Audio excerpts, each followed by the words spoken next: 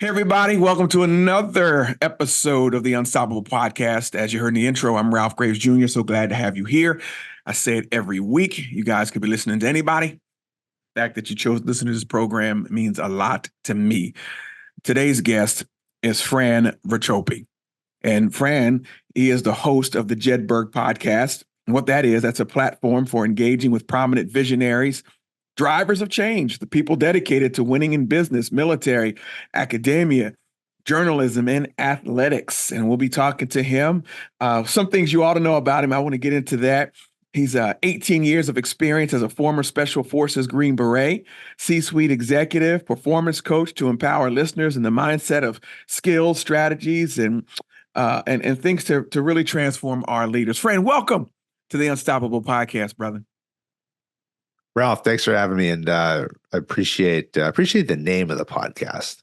You know, I think a lot goes into a name, and when we start these things, I think some people, they just kind of don't put enough thought into it. But you threw out a little bit about things that I talk about, and I talk about winning no matter the challenge, and to me, that's unstoppable. Right? How do we achieve anything if we're unstoppable? The other thing I noticed behind you is you've got your Dallas Cowboys, your Dallas Cowboys helmet up there. But I'll refer you over to the real dynasty, but that sits behind me. I see it. But it's Dallas on one side because I'm in the area I'm in, and I talk to diverse people. It's Dallas on one side, and I do have the Philadelphia Eagles on the other side. And I don't even look at that one. I remember the Super Bowl. Something happened. I don't know. It was Philly special. I can't recall what it was. Philly. I don't know what it was, but I know something happened. Oh, man. So it was we laid a cheesesteak. That's what we did. Man, it's so glad to have you, man. And it says here too, man, you were a former D1 athlete. Where'd you play? What did you play? So I was on the men's rowing team at Boston University. So it was great. As the oar sits kind of above my head here, which they give you when you finish up, and that's your token of appreciation for 4 years of blood, sweat, and tears, and a lot of pain that lives out on the Charles River up in Boston, and anywhere from 10 to 20 degrees to the 90-degree weather. So you never know what you're going to get throughout the course of your full year season. But I think it was a formidable time, and I attribute a lot of the things that I was fortunate enough to do when I went out into the Army and served in the Special Forces. I don't think I ever would have done it if I hadn't been on the men's rowing team. Wow. I think it's a sport that forces you to challenge and push your limits. It forces you to go to the extreme much earlier and much sooner than your body and your mind is telling you that you should or could or want to. But at the end of the day, you're out there to race, and you don't race by feeling good about yourself. You got to get out there and you got to feel the pain. And the faster that you do that, and the more comfortable you become in those moments, then the better chance you stand to win in that race. And that holds true in life. Yeah. Let me ask you this, man. We talked about being unstoppable, and we know that it takes a resilient mindset. What are some of the key factors? What if a young man, young woman is listening to this and they start something, but they don't have the resilience to keep it going? What are some of the building blocks that will help us build our resilience? For you, it was rowing. For other people, it might have been some other sports, or maybe you learned it as a Green Beret. But what have you found are some of the building blocks for the resilience that we need in any area of life? There's no overnight success. Yeah. And that's the reality, right? And I think that we live in a world today that is completely overshadowed by social media, by the image that we portray of ourselves and what we see of others on Instagram, on Facebook, you name it, right? And you see these people who are professional athletes. They're at their best. They're at the top of the game. They're speaking in front of thousands of people. Right? But what you don't see is the hard work that went into that, the years and years of dedication that went into that. I mean, Taylor Swift right now is like the number one superstar in the world. Right? Yeah. Well, we're sitting here in 2024. I'll admit this, but I went to a Taylor Swift concert in like 2005 or six. Wow. Okay. Seven. I think it was seven. Right. Yeah. I mean, when she was first starting out. Yeah. So that's a 20-year journey that it takes to get where you are. The Rock is another one that I think about, because he was just brought onto the board of the holding group for WWE. Yeah. Right? Nobody remembers The Rock before when he fought WWE, because that part of his career was 20 plus years ago. Nobody remembers when he was part of the Soul Patrol or Soul Men or something like that. Right. Yeah. But that's the trajectory that it takes. And it doesn't matter what you do. I have the Jedburgh Podcast. We're 3 years in. I have my company. We're 3 years in. And every day I wake up and I challenge my resiliency. Yeah. And I say, man, it's not where it needs to be. It's not where I want to be. Of course it's not, because the journey is long. Yeah. The journey takes hard work. We have to embrace the journey. If you don't love the process, you can't achieve the result. Too many times we focus on the result, the goal. I got to get there. Okay, I look in the mirror. I look in the mirror every day. I'm not there yet. Well, of course you're not there yet, because that goal's out there. It's going to take a long time. It's going to take effort. It's going to take hard work. It's going to take commitment. And you have to consistently do that every single day. And you have to be patient, right? Yeah. Even the people who are like, oh, I went on YouTube and, posted 4 videos and, was an instant success. That's not even true. Right. Right. Yeah. Yeah. Trust me, I've posted thousands of videos on YouTube. Yeah, so have I, and nobody knows who I am. I'm just going to be honest with you. Right. Yeah. And so where, and you start off by saying, this is the era of everything instant all of the time. I think it started when I was younger. We used to talk about not having that button from Staple, was this instant gratification. But like you see, man, we are inundated with everything social. And then certain men and women will get depressed because they don't think that it's happening fast enough for them. Remember, Malcolm Gladwell, he wrote the book Outliers. Am I right by saying that? I don't know if you remember that book. I think that I believe so. And he talked about 10,000 hours. And some people said that it's more than that to become really good at what you're doing. Some people subscribe to the 10,000 hours, others, but it's at least, 10,000 hours, 10 years, 12 years to become really good at what you're doing. Most people say it took you 20 years to be an overnight success. Yeah. But it's also the frequency, right? Like, okay, so I'll give you a couple of examples. If I work out every day, I work out once a day, then I worked out once a day. Yeah. Okay. Well, right now, I've embarked, as a group of us who've embarked on this 75 hard challenge. Andy's I heard of it. Yeah. 5 hard. Okay. So I started that on 30 days in. Today's day 31, because I started on January 1st. Okay. It's 2 45-minute workouts a day. Okay. So just do the math. All right. If I work out, and I was having this discussion with a guy who works for me the other day, and he says, okay, well, I do 20 minutes a day. Mm-hmm. I said, oh, okay. Well, I'm doing 90 minutes a day. Okay. Okay. And if I do 90 minutes a day for 30 days, okay, that's a lot of time. That's a lot of time. Right? And you're doing 20 minutes a day, right? Mm-hmm. You can't go into the weekend. You can't go into next week and say, oh, I'm going to work hard now this week and I'm going to close that gap. No, you're not, because next week, I'm still going to do 90 minutes a day every day next week. Yeah. Yeah. So you can't close that gap. So when we think about what we're doing, how we're allocating our time, what we're focused on, and this is one of the cool things about 75 Hard, is because it gives you these little things that you have to do every day, but you also have to do all those other things in your life.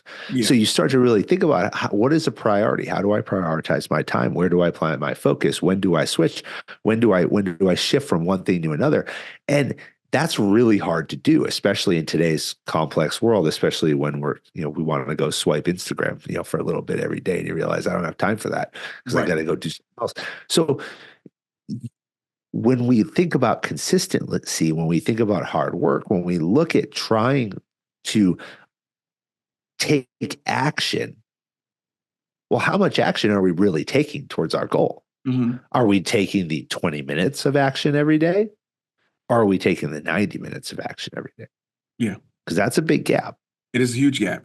Is it? And I remember Grant Cardone, wrote in 10X 10 times, like every day you have to do 10 times of what you were doing toward that particular goal or that particular action. It's almost, you feel like you may be overdoing it in that particular world he's in, but he was talking about taking 10 times the action.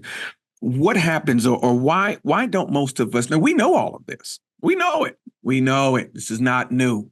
75 Hard, been around for a minute. Grant Cardone wrote, everything you and I talk about has been around. What is it? What is it in us? Is it American? What is it in our culture that we know it, but we still want to find a shortcut? Well, I didn't do 75 minutes. I did, 50. That still counts as today. I get a mulligan today. Yeah. So everything in life, I have a lot of thoughts on this. A lot of things take your time, man. There's everything in life today is designed to make your life easier. Yeah.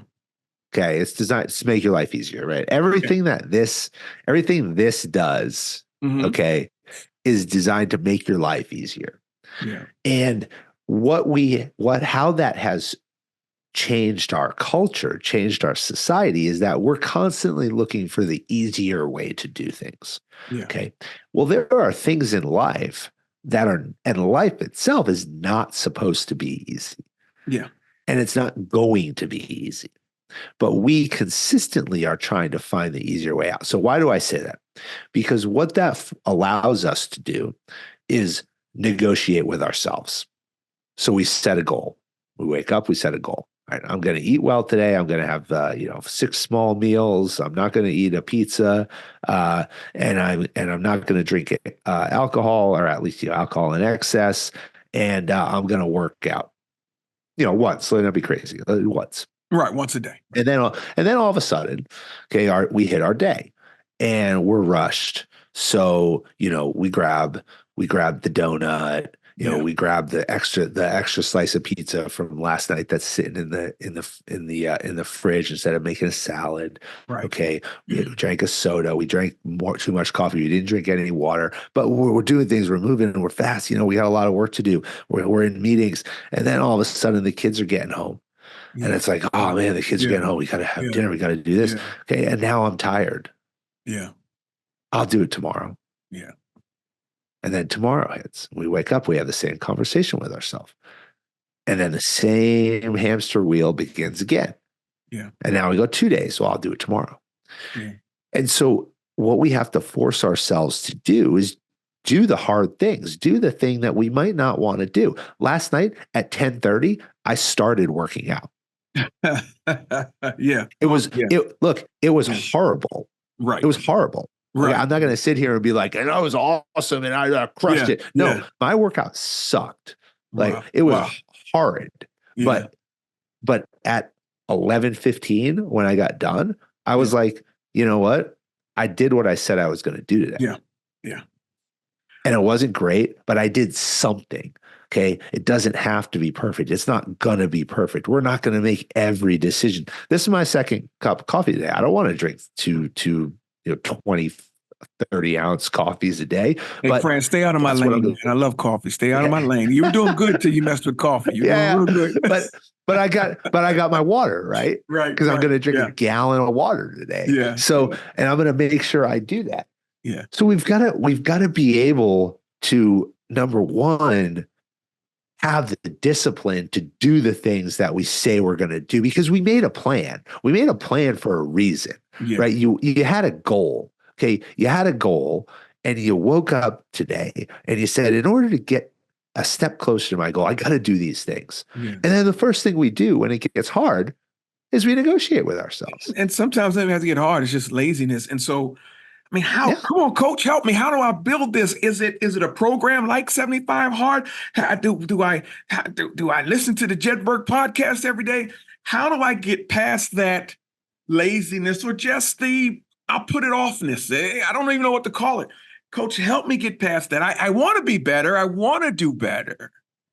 But you absolutely start by listening to the Jedburgh Podcast. That's 100% right there. There you go. But the next thing you got to do is you're gonna do the things in life that are truly important to you. Yeah. Okay. So if you set a goal, execute against it. Yeah. Okay. We have agent. I call it agency. We can call it choice in life. Okay. There are very few things. I coach leadership seminars and team building seminars, right? Mm-hmm. And one of the things I talk about is this choice that we have in life. Mm-hmm. And we choose to perform, and our choices affect our performance. Yeah. What do I mean by that? It means every day I wake up and I say, look, I'm going to do things today that are going to move me towards my goal. Yeah. But then every choice that I make throughout that day is then going to affect my performance. Did I sleep well? Did I eat well? Did I drink enough water? Do I treat people with respect? Did I prepare for a meeting that I had? All of these things that I'm going to do every day that are going to force me to make a decision, good, bad, and different, are then going to affect my performance. Yeah. Because we have choice in 99% of the things that we do in life, and I choose to go do something, why would I not give it 100%? Yeah. That's the question that you consistently have to ask yourself in the tough time. Yeah. I set a goal for myself. I'm going to build this company. All right, I'm going to build this company, FRsix, the podcast, whatever it is, and I'm going to be the best journalist that I can be. Okay. So why wouldn't I put everything into that? Yeah. Why wouldn't everything that I do my best? I just released a post today on LinkedIn about an hour ago. Okay, well, there was an error. There was a spelling error in the subtitle. Mm-hmm. That was done by the editor. No fault of it. He just missed it. It happens. Right. But I checked these things. Yeah. And so I had a choice to make. And at first I was like, well, it's only one word with one letter on one word. Yeah. I could post it. And I stopped myself and I said, wait a second. Why? That's not what we're here to do. Right. We're here to be the best that we can be. Right. And so what is it going to take me? 3 minutes to go into Capwing, put the video in there, change the subtitle, re-download it, and post it? Yeah. So that we're perfect, so that we did it right, so that we did it well, so that we did it to the standard that I set for myself and the organization? Yeah. Because I talk about this with my athletes, because I work with Division I athletes. If you're a senior and you walk by trash on the gym room floor, can you turn around and tell the freshman to pick up the trash? What's the culture that you just set? Yeah.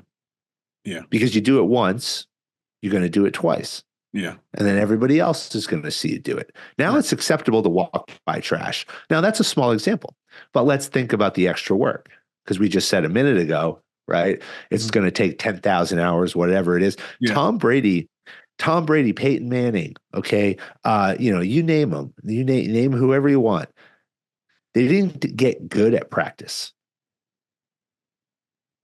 They got good when they left practice. Yeah. In the hours that they went when they left practice. And Julian Edelman and Gronkowski and Brady will talk about this, how they would go to the high school field near Foxborough and run 100 more pass routes after practice. Wow. So what happens now when we walk by trash and we set a culture of it's okay to walk by trash when we're at practice? Yeah. All right, guys, we need to put some extra work in because we want to be competitive. Well, I got a billion other things I got to go do. Yeah. So being a champion, being a leader, it sounds like it's a lifestyle, It's a life. It's how you're going to live your life. It comes down to picking up trash, not walking past the trash. People will tell you, there's a saying that it's how you do the little things is how you do the big things. Yeah. But that instills the discipline. Yeah. That those those micro moments of discipline allow you and allow your decision process to become less challenged in the big things when we don't compromise on the little things. Yeah. Yeah. Yeah. Because it compounds. And that's why it didn't allow you to just let a typo slide, to let a typo go. That's championship. To me, that's the signs of leadership. That's the sign of a champion. Like you said, it's the little things, it's the small things. It's like Admiral, I think his name McCracken. It's making your bed every morning. He said that in his book. McCraven. It's making your bed. It's cleaning the kitchen before you go to bed at night. You talked about working out. Oh, the dirty dishes, the dirty dishes syndrome. Yeah. We did a whole episode on this not too long ago. Hey, this is a big deal. It is. Can't do that. You can't. And I'm like that. I cannot leave the kitchen at night if there's dirty dishes. It'll be midnight and me and my wife will either be loading the dishwasher or washing dishes. We just cannot go to bed with dirty dishes. But now take that small thing. Okay. Take that small thing into your personal lifestyle. Okay. Yeah. I want to lose 10 pounds. Sure. All right. Well, if I clean the dishes every time I use them and I keep the sink clean. Okay. Now I'm training my mind that I'm going to do, why not do that extra rep? Yeah. Okay. Why not do that extra set? Why not do that workout I said I was going to do? What about your emails? Okay. We're inundated with emails now. Yeah. Yeah. But high performers will tell you, a lot of them, that they don't go to bed. They don't end their day until their inbox is empty. Yeah. Yeah. That's clean. That's your business equivalent of doing the dishes. I'm doing the dishes. And maybe I don't sit there and because some things are going to take time, right? Maybe I don't sit there and say, oh man, I'm going to sit here for 5 hours and knock out the response to this email. But maybe it's just shooting someone a note saying, look, received your note. I'm working on it. I'll get back to you. Yeah. Yeah. And that builds courtesy. That builds community. That builds collaboration in an organization. And how you want to be remembered, how you presenting yourself. It's important how we present ourselves. Walking into every meeting before it starts and being attentive. Like when I leave a meeting, I want people to know that they have gotten the best of Ralph Graves. I want to make sure that I really represented who I really am. My phone's not going to be out. I'm not going to be looking at text, but I want to leave that. And I think we did a lot of talking about this right now, but I think what you just told me was how you do one thing is how you do everything. Is that what you just said to me? It is. And that meeting thing is very important because it's intentionality. Yeah. Okay. Most of us are busy people. Yeah. Okay. And we will go, and Zoom has, the virtual environment has made this 100 times worse. Yeah. Okay. Because how do we remain intentional with every interaction that we have? Okay. It's done by stopping at the door before we go into that meeting and taking that 2 seconds. Maybe it's 2 seconds, 5 seconds. Maybe you're lucky enough to have a couple of minutes before you go to another meeting. Yeah. And saying to yourself, what am I going in here to do? Who am I talking to? Very quick. Who, what, where, when. Okay. What am I going in here to do? Who am I talking to? What's the result that I want to achieve? Yeah. That conversation I can have with myself with my handle on the door for 5 seconds can change the entire direction of a meeting. It sure can. Because what's the alternative? I blow in the room. I sit down. My head's still in the meeting that I just had or the conversation I was having in the hallway. I'm looking around. Oh, who's here? What are we talking about? Oh, okay. And now I'm spending the first several minutes trying to figure out what we're even talking about. Right. Yeah. Getting right in there and getting working, giving everybody the respect that they deserve. Yeah. in that conversation that we're here to have. And Yeah. that can be a quick moment to do that. Yeah. Yeah. And like I said, virtually, man, most of the time, I think folks are logged on, but they're not present. No, They're not present. and the scary part about what's going on in the virtual environment, okay, is that we have now, this is 2024, so this is 4 years, Yeah. this spring, okay. Well, all right, let's just think about the class of 2020, the Yeah. graduating class of 2020, whether they were graduated high school and went into the workforce, or they graduated college and went into the Right. workforce. Okay. Right. In the trajectory of most employees, they are going to begin leading. I believe organizations build leaders from day one. So actually, I'm not going to use the term lead. I'm going to use the term manage. Right. Somewhere in the 3 to 5 year mark is where most entry level folks will begin to manage a team. Sure. Okay. So that part of our workforce is now in a position of management. Yet much of that workforce knows nothing more than sitting on a screen. Yeah. Yeah. And they have no personal Wow. connection Wow. with the people that they are now in charge of. Now, how do you motivate, empower, inspire, lead? Let's go to the definition of leadership. Yeah. Which requires you to know your people. Yeah. When everything you're doing revolves around a transactional relationship, time-based, because what happens in the last couple of minutes of every virtual interaction, everyone starts, oh, we're running close to time. We're running close to time. Yeah. Yeah. I sat in meetings for 20 years Yeah. in person and never remember somebody saying, we're getting close to time. Never. Well, I'm going to tell you what they're going to have to do. They have to find you. They're going to have to take leadership courses. They're going to have to. That's right. Jedburgh Podcast. They're going to have to find you. They're going to have to find your company. That's the training that they're needing. So sure, you can do the technical thing, but like you said, the interpersonal and really understanding how to lead men and women successfully, how to communicate successfully. That's a whole nother level that they're going to have to learn. I want to shift gears real quick. I have a lot of young entrepreneurs listening to this.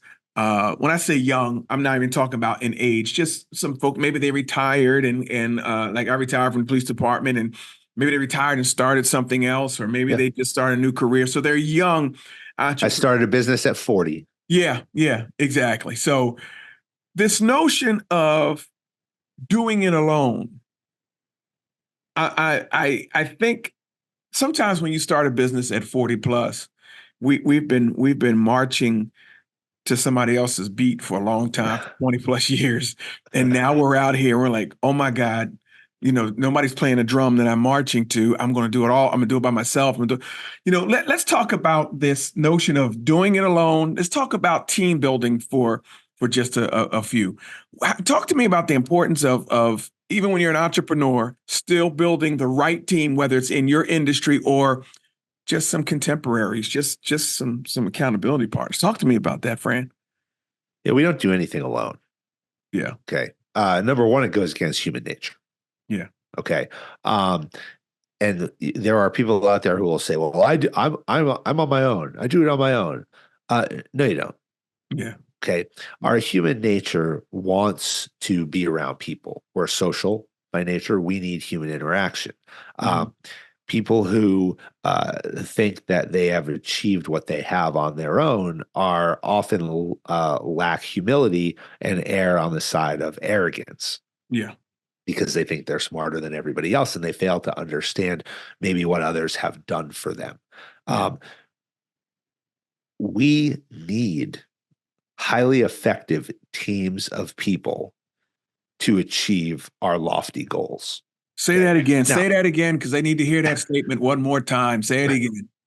We need teams of highly effective, highly skilled people who work together to achieve lofty goals. Yeah. Okay. And those people have to be selected.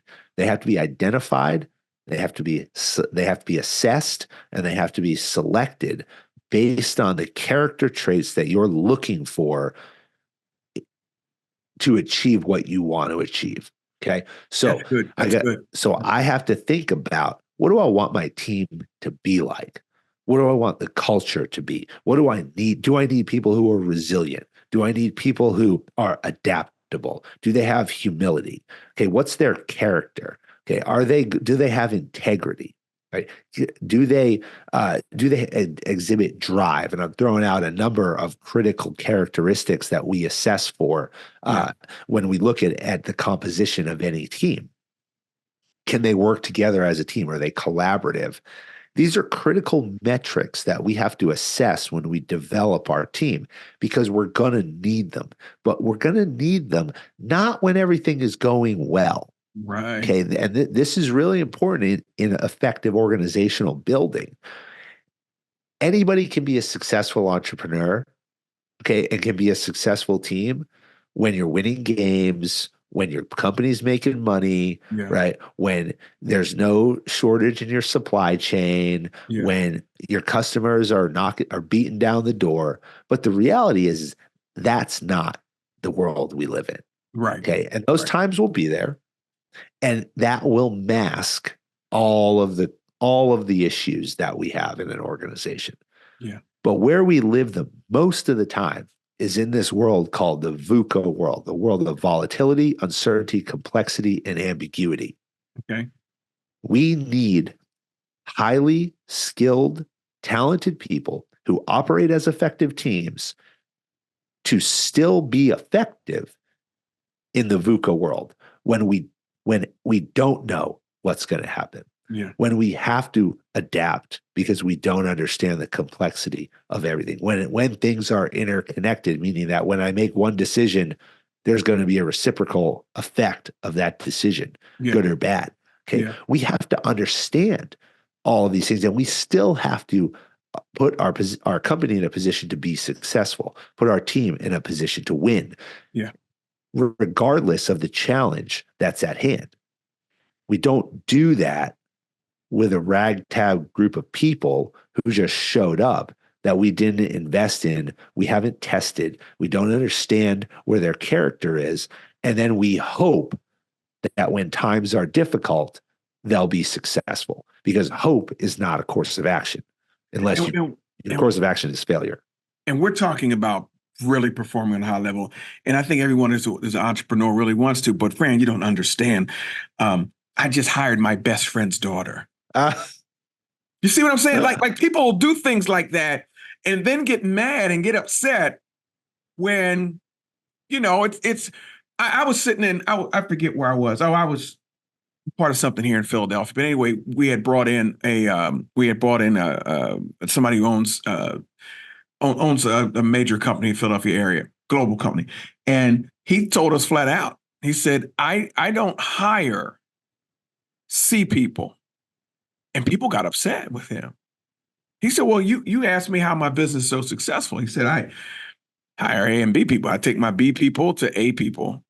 And he said, you'll fall into a trap hiring your buddy's daughter, somebody's wife because they need a job. And we consistently do these things, even our own children. We consistently do these things, and then we're frustrated when our companies or when we're not getting the return, or like you said, everything is gravy when the sun is shining. But when that storm hits, people revert back to their default setting.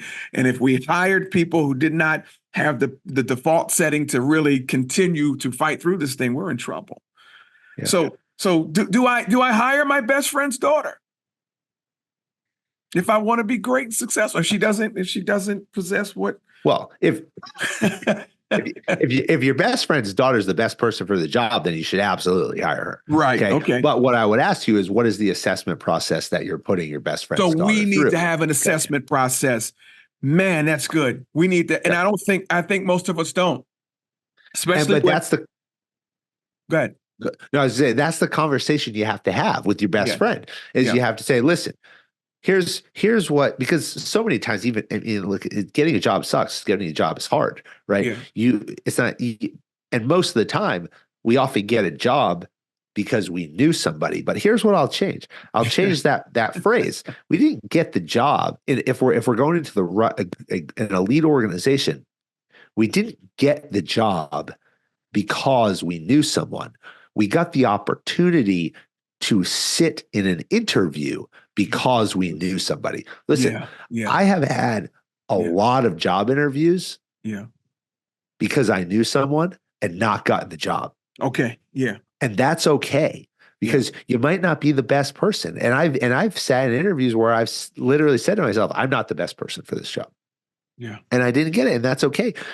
So what you got to say to your best friend is, I hope that I can give an opportunity to your daughter, but your daughter is going to go through the exact same recruitment process that everybody else is going to go through. Yeah. And if she's the best person, then we will hire her. Yeah. But when we sacrifice that goes back to what we were talking about earlier, negotiating with ourselves, negotiating with our standard. If we set a standard for recruitment and then we drop that standard, then how have we affected the organization? Yeah. Yeah. Yeah. You're absolutely right. So, Fran, I could talk to you about this all day long. You said a mouthful with really when it came to developing an assessment, because a lot of young entrepreneurs have never given that any thought, But there's some things we need to think about. So how do I hook them up with you? Where can they find you? They need this kind of coaching. They need this kind of guidance. I know you have some programs and some teachings. How can they find you, Fran? Yeah, so I run executive coaching and leadership development programs and team building seminars. You can learn more about it at FRsix.com, FRsix.com. There's a whole section on there, or you can email me at Fran at FRsix for a direct conversation. So I'm not afraid to give out my email, and then it's on the website, and you can listen to the Jedburgh Podcast. So we're on 30 plus podcast platforms, including Apple, Spotify. Plus we're on YouTube. Just go to YouTube and hit Jedburgh Podcast. Follow us on Instagram, and you'll get your daily nuggets of advice. But you have to develop a process, and you got to have some help often in doing that. And we talk a lot about humility, and humility is the ability to understand that we don't know everything, we don't have all the answers, and sometimes having a conversation with somebody external can help you to get there. And so that's a big part of what I do. I'm big on empowering others to be the best that they can be.